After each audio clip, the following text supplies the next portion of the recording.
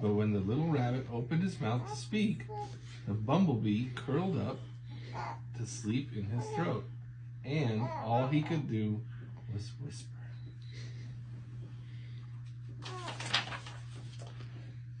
"What shall I do?" he whispered to a squirrel who wasn't sleepy. "Wake him up," said the squirrel. "Wake up the bumblebee." "How?" whispered the rabbit. "All I could do is whisper, and I'm sleepy, and I want to go to sleep. And who can sleep with a bumblebee?" In their mouth. Suddenly, a wise old groundhog popped up out of the ground. "All I could do is whisper," said the little rabbit.